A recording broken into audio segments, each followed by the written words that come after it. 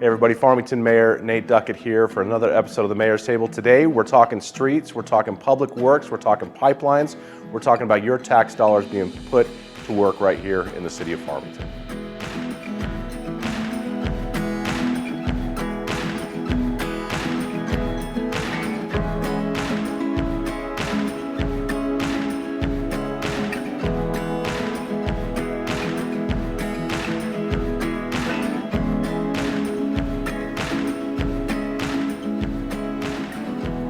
Everybody, welcome back to another episode of the Mayor's Table. I'm Farmington Mayor Nate Duckett. My special guest with me today is the esteemed Public Works and Community Development Director for the City of Farmington, David Seifert. David, thank you for being here. Good morning. Good to be with you, Mayor. So we're here, actually we're in the HQ downtown. I thought it'd be good to get another fresh look at kind of our project headquarters for what's going to be the Downtown Complete Streets project, which is kicking off in January. Oh, we are excited. We should be bidding by January, so that's going to be exciting. We're going to break ground in January. Well, So I thought this would be a good place to talk about this is the summer of road construction. It's road construction season. We're replacing water lines and sewer lines all across this community.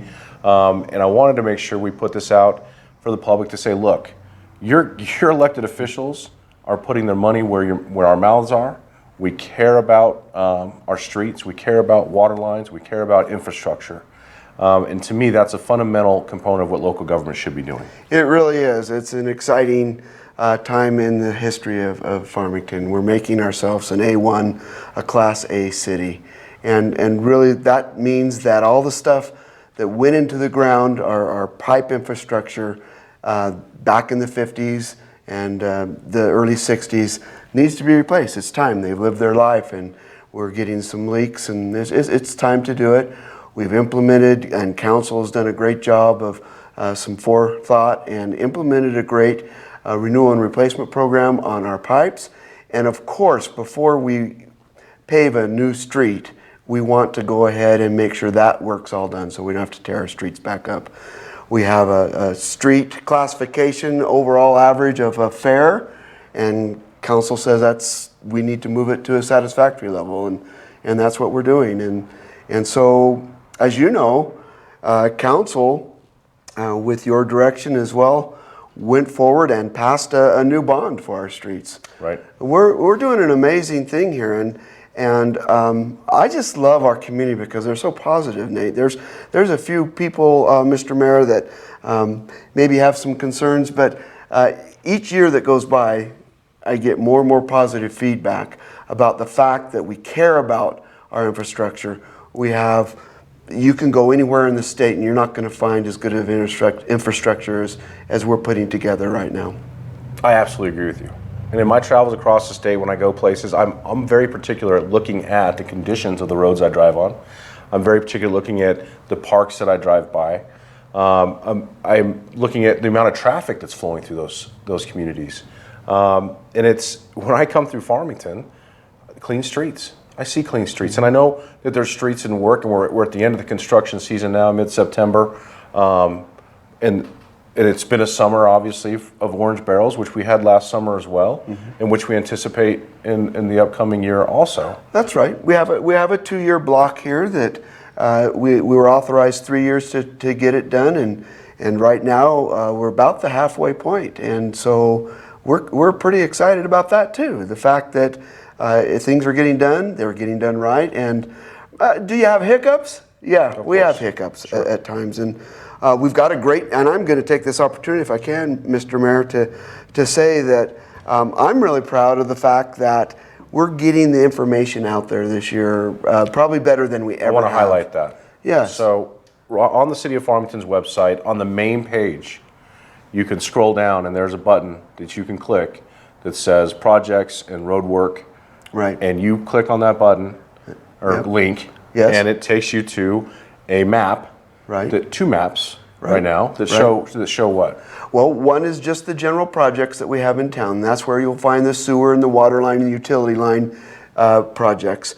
The next, a different map, is just solely about streets because there's so much going on with streets. Lane changes, absolutely. restripings, Yes, things yes, like that, right? that's all on there. And Okay. at first we didn't have all that information on there. It was just the fact of whether we were doing crack sealing, whether we were doing chip seal, whether we were doing milling, whether we're doing overlays, whether we're doing micropave. All the different methods are being utilized because we want to save the citizens money. We use the proper application for the proper condition of the street. Right. And we're really, really trying hard to economize. And in fact, if I could talk about that for a minute, Sure. that is exactly the reason we're trying to get this done in the way we're doing it.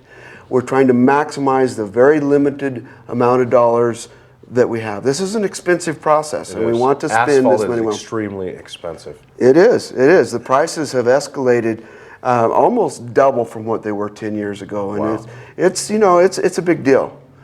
And in regards to that, and maximizing that tax dollar, making sure it goes as far as we possibly can, and putting it physically into the roads, people have asked why we don't do more road work at night on these main streets. Right. So, and we have obviously done road work at night on some sections, depending on the amount of traffic in those areas in the day. But it costs more to do it at night. It costs more, and it's not as safe. I mean, what's it worth to get something done a little bit sooner if someone dies over it? Sure. You know, it's just this. You do it when you have to do it. When it's just a super, super bad intersection, you'll do it at night. But Right. just generally, we don't. So the lane changes I want to talk about a little bit, because we've got a bike plan that we are trying to implement in the city, and we talk about the ability to use different means of transportation, being able to flow from north town to south of town, east and west, being able to do it without just having to drive a vehicle, I think is an important component of growing the viability in the future of the community we live in. Would you agree? Oh man, when you're talking about outdoor recreation and making that viable for our community, we've got to have places for people to come and ride their bicycles. Our connectivity was all chopped up. Yeah. And we just took just a simple look at what we could do for almost no cost. And we found that there was a lot of really cool connections we could make. Which, when we talk about making a bike lane on a street that's not historically had a bike lane, so let's use the example of Main Street in Hutton, in that corridor between Hutton and Fairgrounds. The determination there, it's not just we're going willy-nilly, we think this is a great place to reduce it from 3 lanes to 2 lanes and put a bike lane in. We're talking about, there's a scientific process of measuring traffic counts to ensure that it fits within the accepted universal models. Oh, absolutely. These engineering principles are fully used so that we'll still have a very high level of service for the traveling public, whether that's our own citizens or tourists. Either way, we want a great level of service, and we have an awesome level of service here. We have taken measures throughout the town to do that. But I would point out that, generally speaking, our first axiom is that we do not want to reduce the number of lanes. And we applied that over 90% of our improvements that we've Right. made. The one that you mentioned on Main Street, we did drop a lane, but we went from having 3 lanes on either side to 2 lanes, which puts us way above the criteria necessary for having a high-functioning street.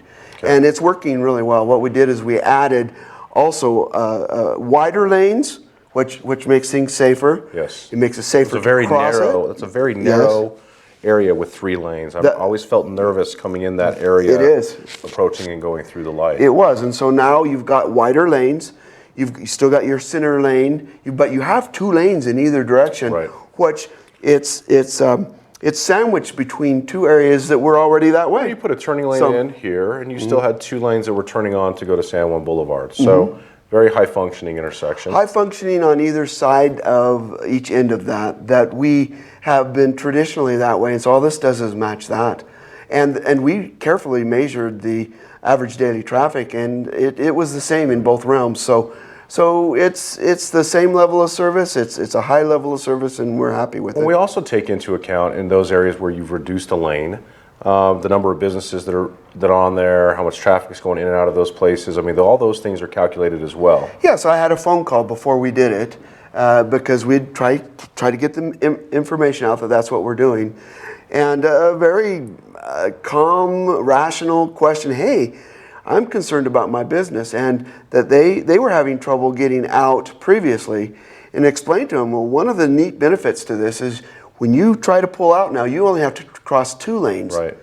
instead of 3. Or if you're going straight across 6. And it makes it, that's right. Yeah. And it makes it a safer, more easily negotiable thing. And that for you to have this change, let me go out there and look at it. And I did. I went out and looked at it at lunch, and because that's the time he told me that it was the worst. And I think they're going to be very happy with it. Well, I think the service level is high, David, and just the fact, that comment you made about being able to go out and actually work with the constituent here in the community, the business owner, to say, let's look at this together. You're always very diligent about doing that, or a staff member doing that. I appreciate that about your team. I definitely just wanted to bring this all together now that we're kind of coming to the end of it. It's going to open up again downtown next year. Let's be prepared, and let's be honest with ourselves. And when I say let's be honest with ourselves, let's be reasonable when we think about what the true impediment is to my daily travels across our city. When we live in a community that it doesn't take a whole lot of time to get from point A to point B, and if we have the ability to see road work maps, you can kind of plan out.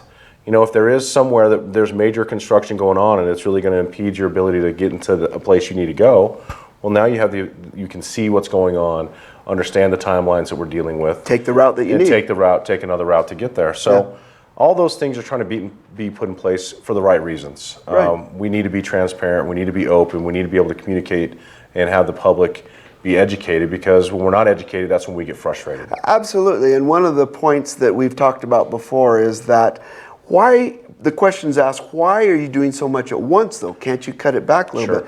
And really, it's all about economies of scale. And the economy of scales with streets is a little different than most economies of scale.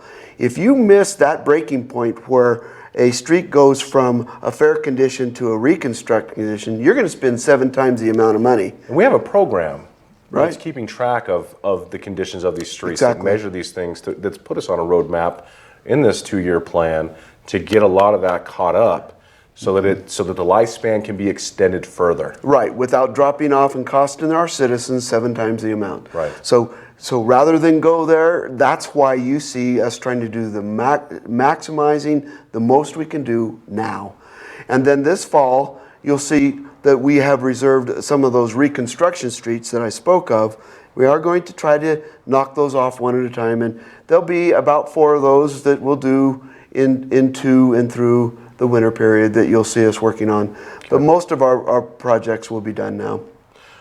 Do you have anything you want to add before we close this out? Just that we do have a huge year planned next year. You've mentioned that, but please go to the website when you have any concerns or want more information.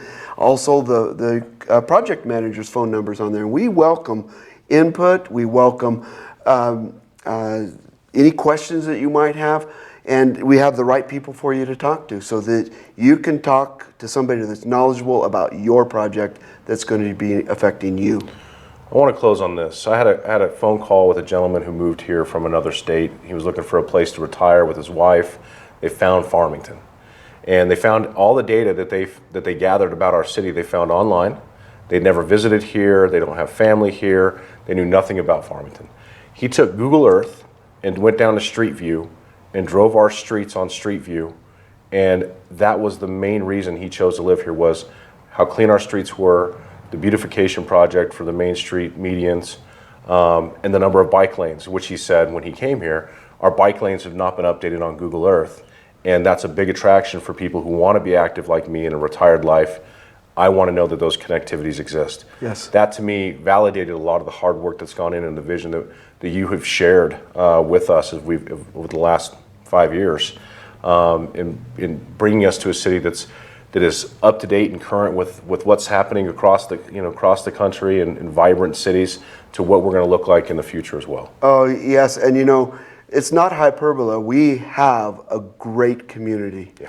Not only is it just geographically awesome and we have wonderful features, but when you talk on a whole, we have wonderful, wonderful, positive people that are kind and good, and it's a great place to work. I am so glad to be here. Road construction is a part of life. It's going to be here. It's ending now. The main part of it's ending now for 2019. 2020 kicks off soon. again, let's be realistic with the amount of time it takes us to travel. Be prepared, be educated, and if there's any issues, David's crew is always good about answering those questions. Definitely don't hesitate to reach out to your elected officials. We're available to you. That's our jobs. So thank you for joining us on another episode of the Mayor's Table. David, thank you for all you're doing for the city of Farmington and your team. Join us next time. We'll be updating you on many new things going on inside the city. We appreciate you tuning in.